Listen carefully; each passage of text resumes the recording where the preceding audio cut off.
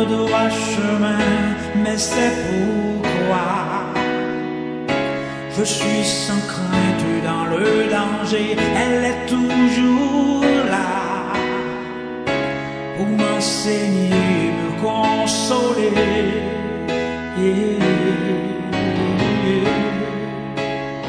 Ta parole est vivante, lumière du monde. Vous savez, dans la vie, il faut faire des choix.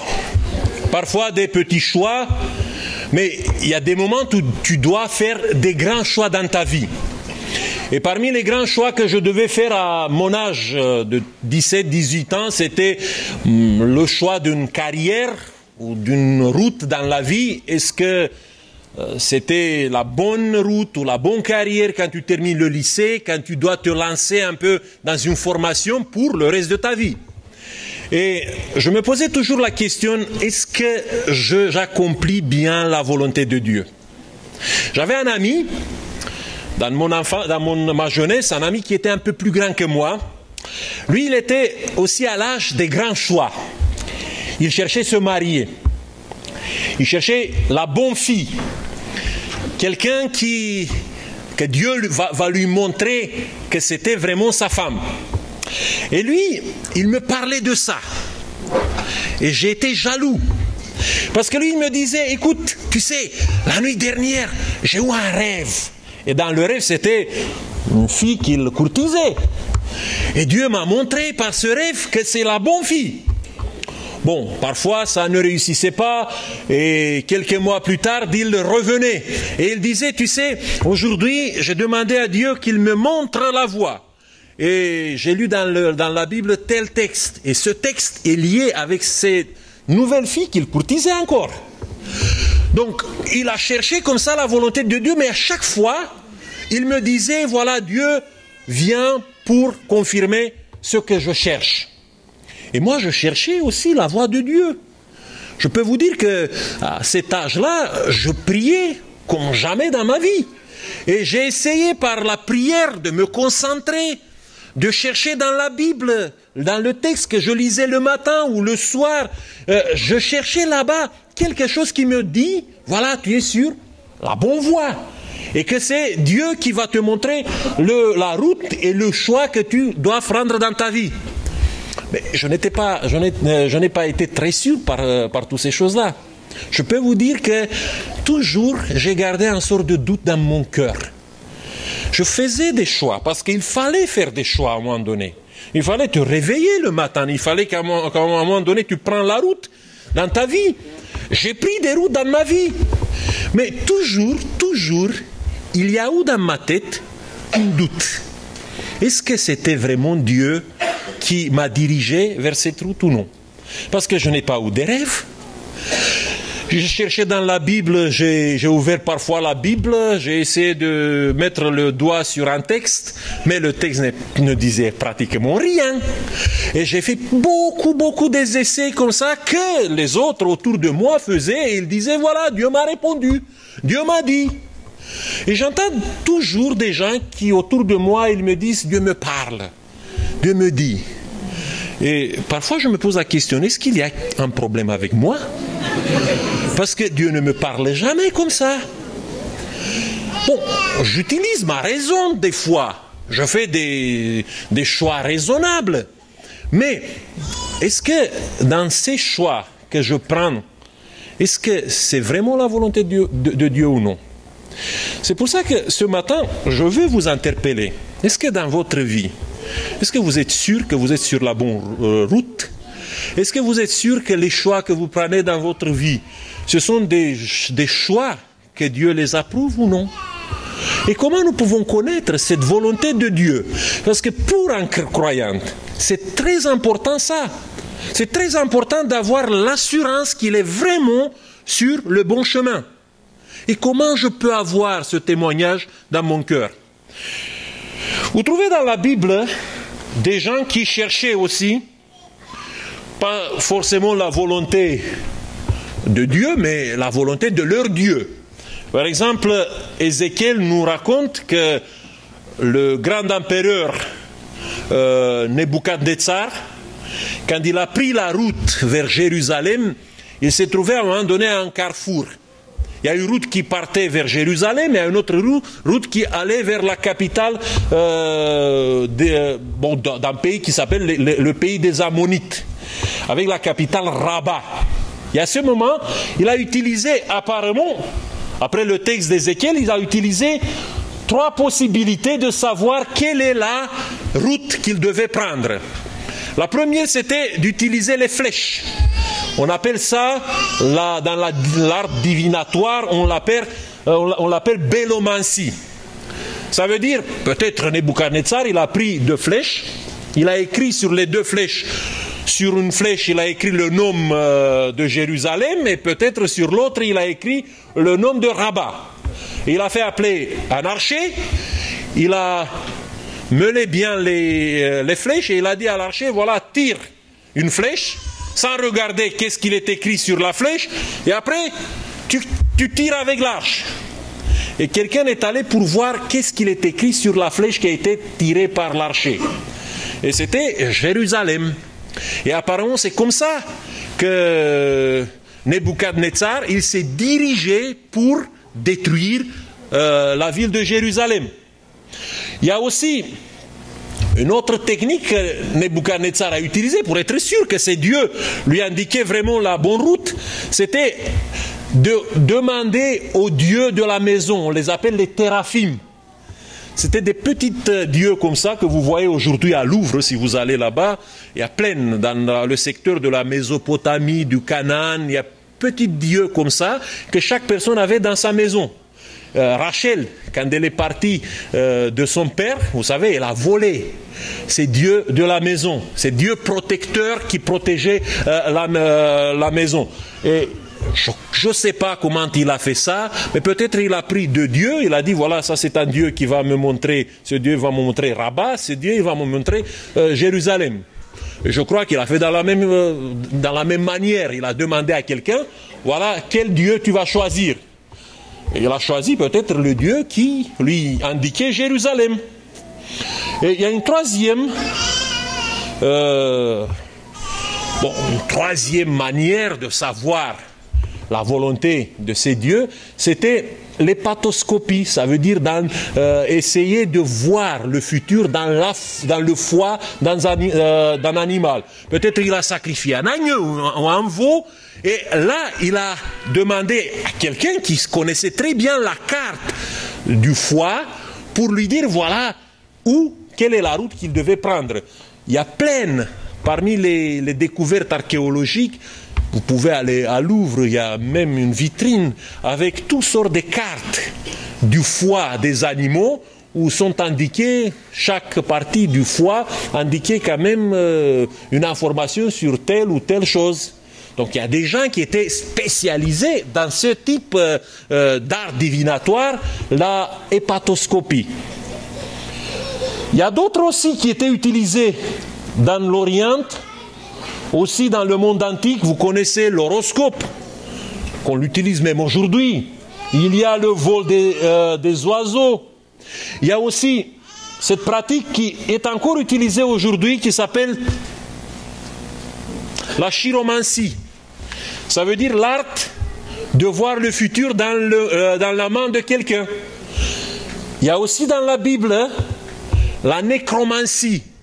Ça veut dire que tu vas voir un médium qui va te mettre en relation avec les morts et les morts vont te dire exactement le futur.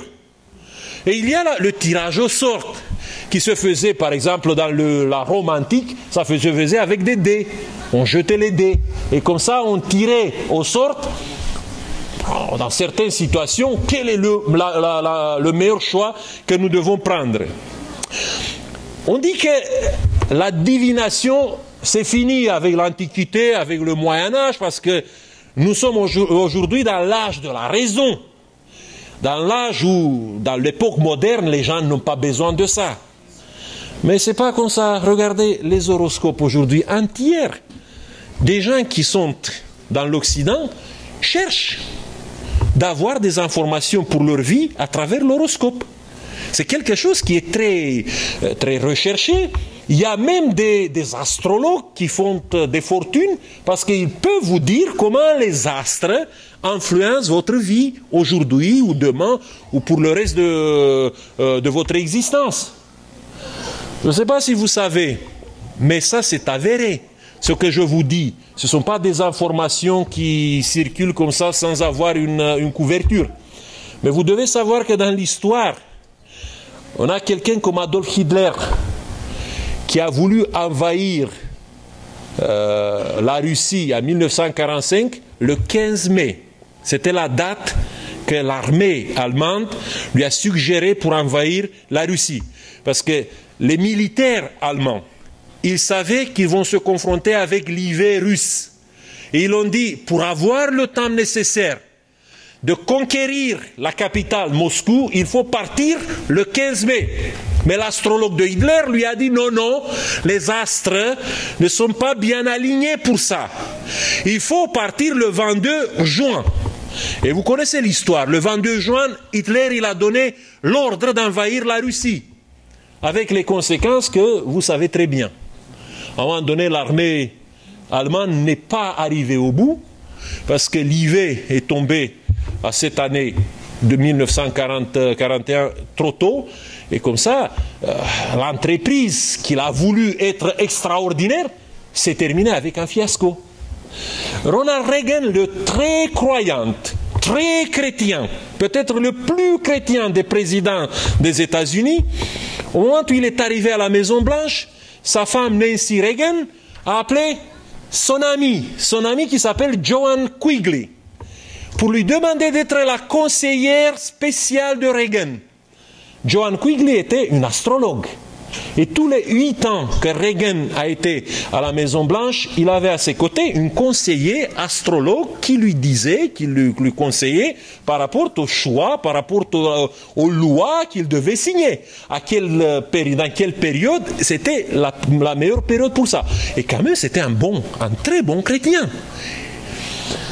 Léonid Brejnev, qui était un athée, celui qui a conduit la Russie pendant quelques décennies, un des derniers tsars rouges de la Russie.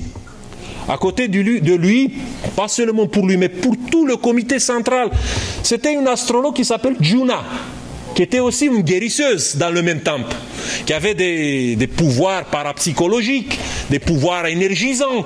Et cette femme lui indiquait des choix qu'il devait prendre.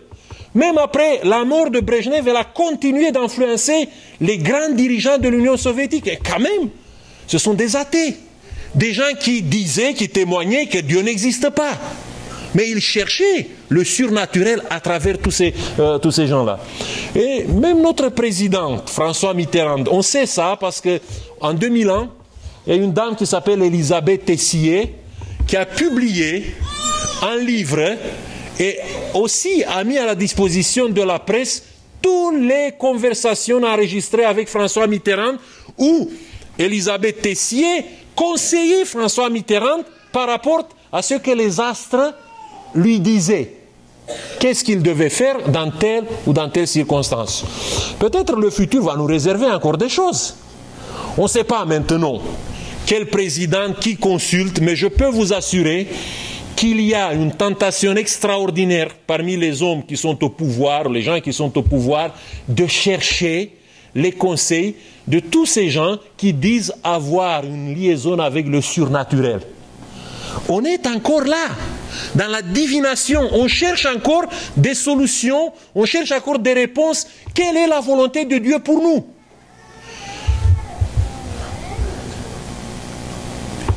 Et je crois que vous avez débarqué des fois à Barbès-Rochechouart, non? Moi, quand j'arrive là-bas, je suis interpellé par 5 ou 6 personnes qui me donnent un petit flyer, qui me disent qu'il y a des voyantes dans le coin. Je me pose la question, mais qui croit dans tous ces flyers? Parce que moi, je ne crois pas. Je trouve ça infantile. Mais si ces gens qui distribuent ça ne vivent pas bien de ça, n'est pas une bonne affaire pour eux, pourquoi ils font ça? Bon, j'ai vu un documentaire sur sur ces pratiques et je peux vous dire que c'est une affaire en or. Tous ces gens qui font ça, ils trouvent leurs clients sans problème aujourd'hui. Des gens qui sont peut-être dans des situations difficiles, qui sont au bord d'un naufrage dans leur vie et qui cherchent à s'accrocher de quelque chose pour leur dire est-ce que je suis sur la bonne voie ou non. Et nous les adventistes, qu'est-ce qu'on peut dire? Est-ce que nous avons une manière propre ou est-ce que nous sommes curieux pour savoir quelle est la volonté de Dieu? Vous trouvez dans la Bible certaines pratiques que je crois que ça mérite de les évaluer. Le tirage au sort, par exemple, il a été utilisé dans la Bible. Quand on a choisi le 12e apôtre, il y a le tirage au sort qui a fait compter Matthias parmi les 12 apôtres. Maintenant, je me pose la question, est-ce que c'était un bon ou un mauvais choix? Après, il y a des rêves. Il y a beaucoup de chrétiens qui attendent qu'il y a des rêves prémonitoires qui leur disent, voilà, qu'est-ce qu'il va se passer dans leur vie. On est attaché, nous, en tant qu'adventistes, à toutes ces histoires avec Ellen White, avec des visions. Et on a peut-être la nostalgie de tous ces temps quand Ellen White disait à travers les visions qu'est-ce qu'on doit faire et qu'est-ce qu'on ne doit pas faire. Et qu'est-ce qu'on peut dire aujourd'hui? Moi, j'ai utilisé ça. Je ne sais pas si vous avez utilisé, mais le choix d'un texte par hasard. Quand tu es dans le brouillard, quand tu veux savoir est-ce que c'est bien ou non, j'ouvre parfois la Bible, je mets le texte, pas maintenant, mais avant je faisais comme ça. Je mets immédiatement le doigt sur un texte, je ferme les yeux et quand j'ouvre les yeux, je lis le texte. Et ça me paraît qu'il me dit quelque chose. Bon, si on fait une évaluation, moi, je peux vous dire qu'aujourd'hui, je ne donne pas grand-chose pour le tirage au sort.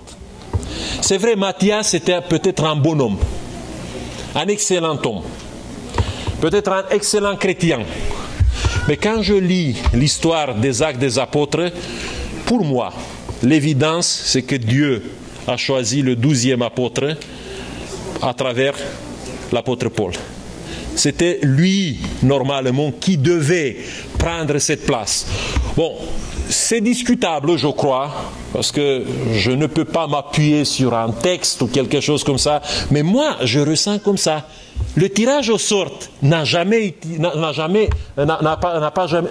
été utilisé après pour définir quelque chose. Après, concernant le rêve, oui, je crois que c'est une modalité que Dieu utilise pour nous communiquer quelque chose. Mais mes amis, c'est une modalité exceptionnelle. Je ne peux pas vous témoigner que j'ai eu un rêve prémonitoire. Autour de moi, j'ai rencontré des gens qui m'ont dit qu'à travers un rêve, ils ont fait un bon choix dans leur vie. Et je crois que Dieu peut nous communiquer quelque chose à travers un rêve. Mais ce n'est pas quelque chose qui se passe d'une manière habituelle. Bon, concernant les visions d'Ellen White, il faut savoir une chose, que Ellen White au début, elle recevait beaucoup de visions, pas pour nous indiquer quelle est la route que nous devons prendre, mais pour que les autres qui regardaient sa mission soient convaincus qu'elle a été appelée comme prophète.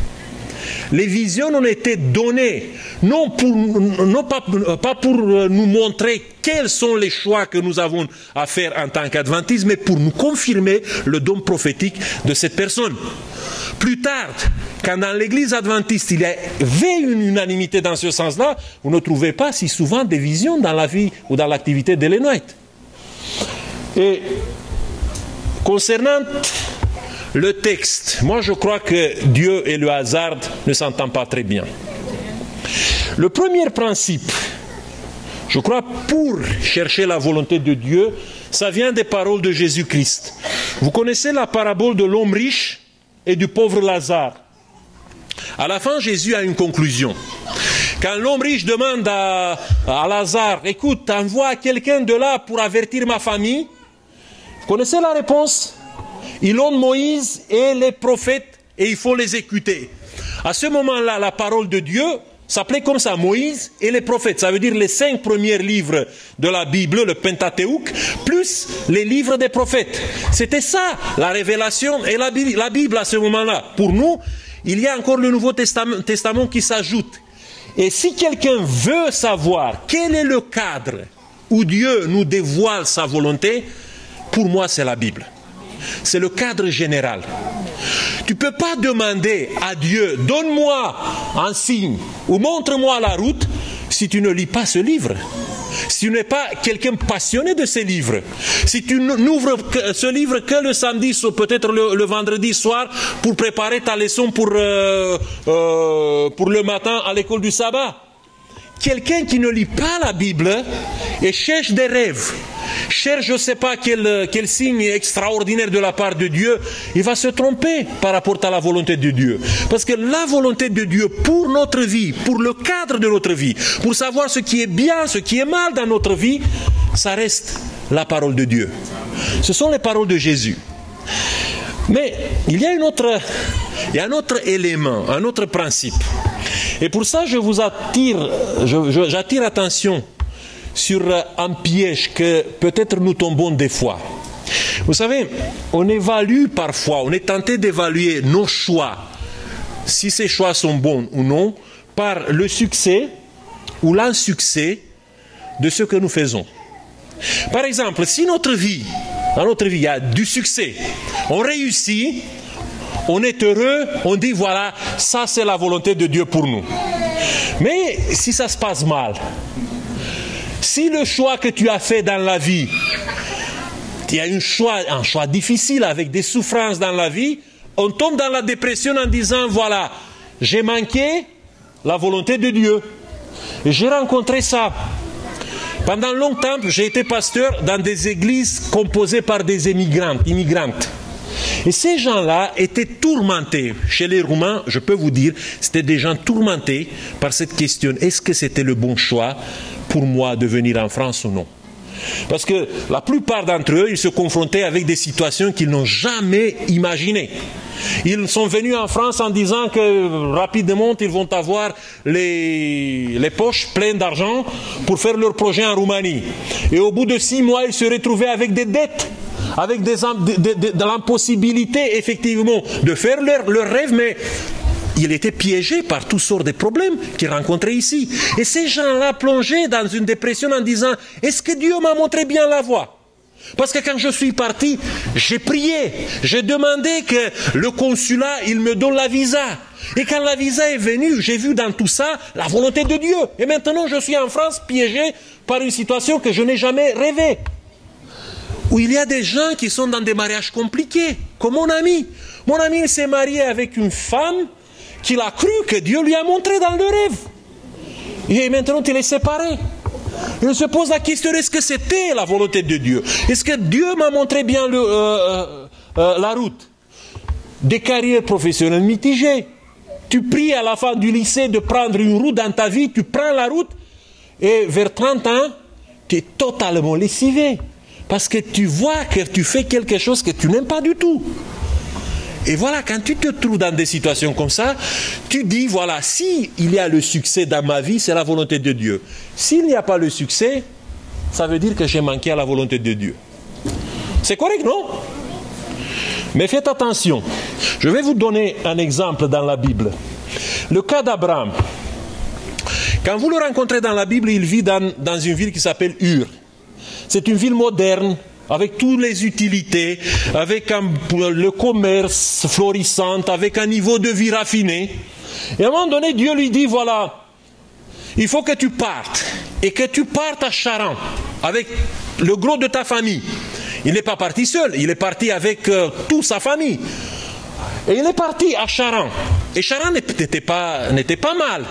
Oui, c'est mal en comparaison avec Ur, mais c'est quand même le carrefour des caravanes qui venaient de l'Empire hittite, de l'Égypte et de la Mésopotamie. Et là, tu as le commerce. Là, tu peux bien vivre, tu peux faire de l'or, tu peux ramasser rapidement ton trésor. Et c'est bien encore. Et voilà qu'un jour, Dieu lui donne un deuxième appel, spécialement à Abraham. Tous les autres de sa famille, presque tous les autres restent à Charan. Et l'appel était de partir à Canaan. Et voilà, ici, ça commence le problème. Parce que quand vous vous mettez dans la situation de Canaan à cette époque-là, c'est une terre pierreuse. Il y a des garnisons égyptiennes seulement pour protéger la route commerciale qui s'appelle Via Maris. Mais le reste du pays, il y a des escarmouches, des batailles permanentes, des seigneurs de guerre. Il y a un pays qui est fractionné, qui est divisé. Et là, il n'y a pas la paix. Et Abraham, il est parti. Est-ce que c'était le bon ou le mauvais choix? Regardez qu'est-ce qui se passe quand il arrive à Canaan.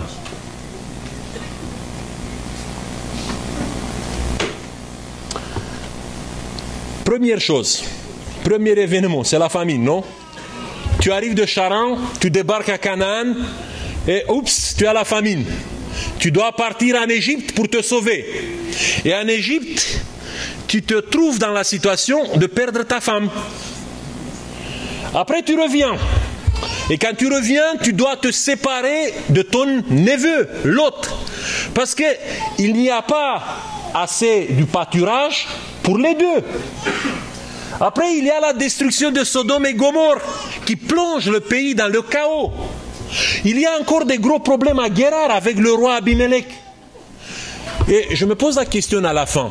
Si on juge le choix d'Abraham comme la route que Dieu a voulu pour lui, avec le test du succès et de l'insuccès, qu'est-ce que vous pouvez me dire?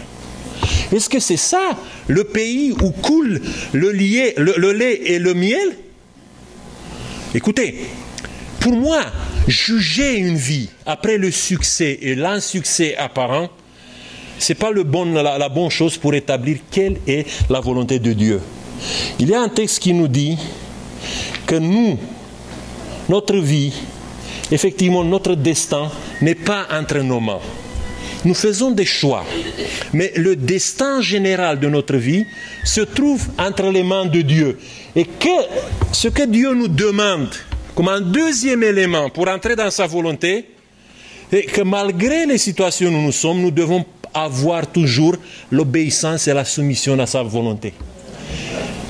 Retenez, première chose, c'est la parole de Dieu qui est le cadre de sa volonté. Deuxième chose pour entrer dans la volonté de Dieu, c'est la soumission et l'obéissance. Et le troisième élément, vous l'avez entendu dans les deux textes qu'on a lus au début. Psaume 143, le verset 8 et Proverbe 3, 5 à 6. Il y a un mot là-bas qui se répète. Vous avez retenu le mot? Confie et confiance. Pour entrer dans la volonté de Dieu, la question fondamentale n'est pas quelle est la route que Dieu a choisie pour nous. Mais la question que je dois me poser, est-ce que j'ai bâti dans ma vie la confiance totale en Dieu? Je peux vous dire que vous cherchez peut-être des réponses, des voix de Dieu qui vous parlent dans votre oreille. Et peut-être vous attendez ça toute votre vie. Et les voix que vous entendez peut-être ne seront pas là. Mais il y a une chose dont vous pouvez être sûr. C'est si vous avez ou vous n'avez pas la confiance totale en Dieu. Et ce facteur confiance en Dieu, c'est ça qui nous place dans la volonté de Dieu pour nous.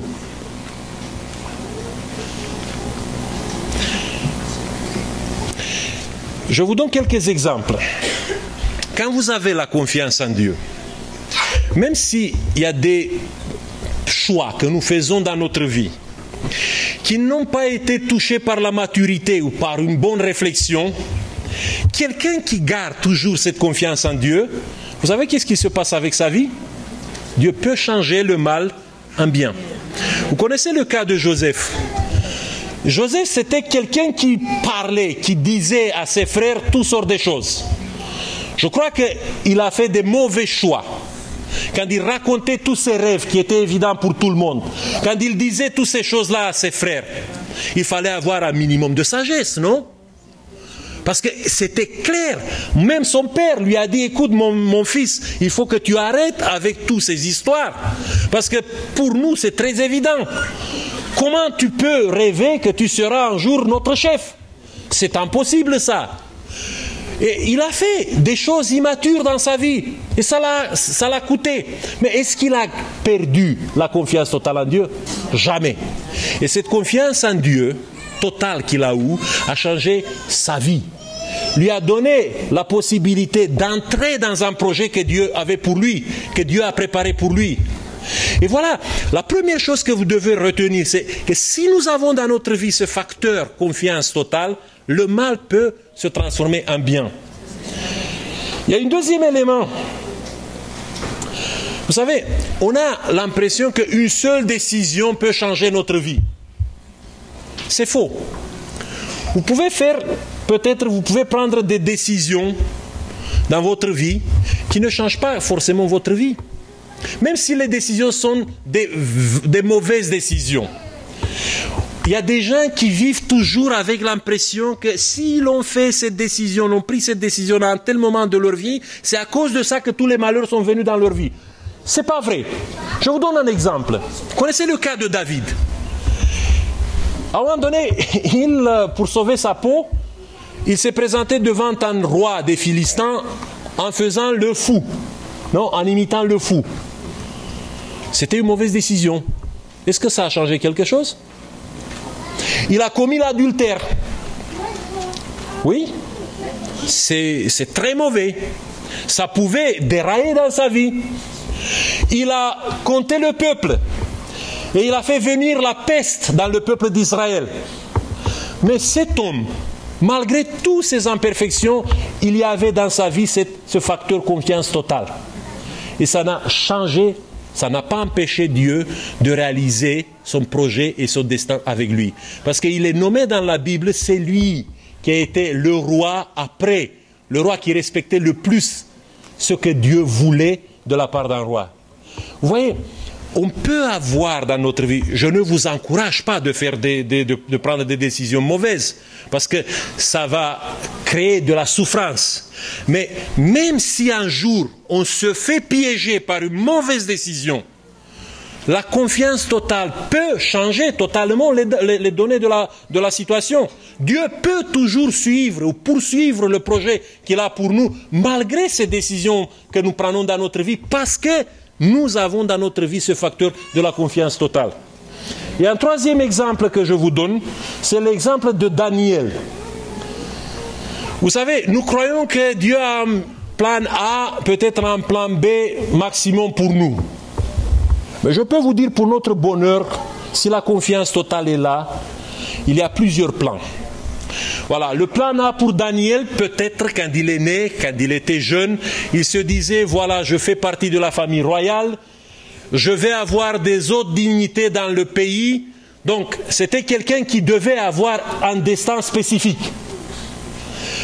Mais après, il devient prisonnier à Babylone.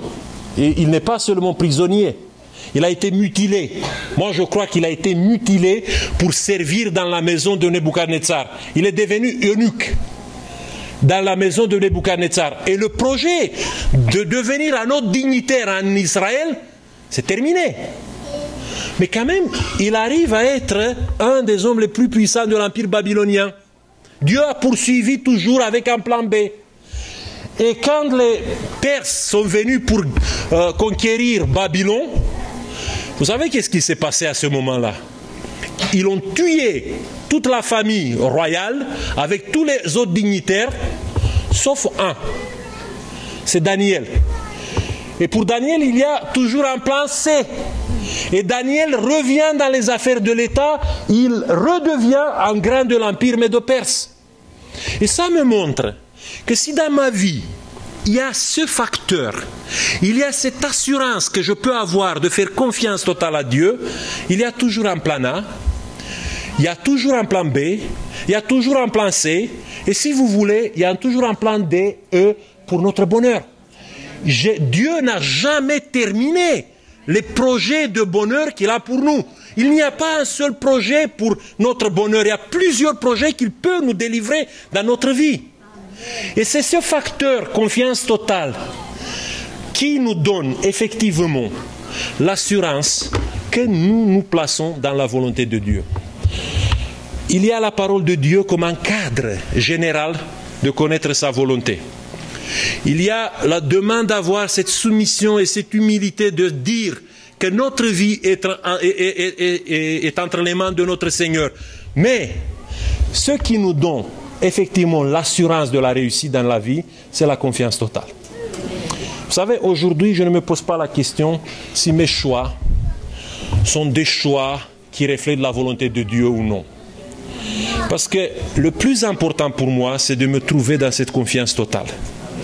Et si je me trouve dans cette confiance totale, même si à un moment de ma vie, je prends peut-être une décision qui est précipitée, je suis sûr que si je garde cette confiance totale, Dieu peut changer les choses d'une manière meilleure pour moi. Et c'est ça le plus important pour notre vie.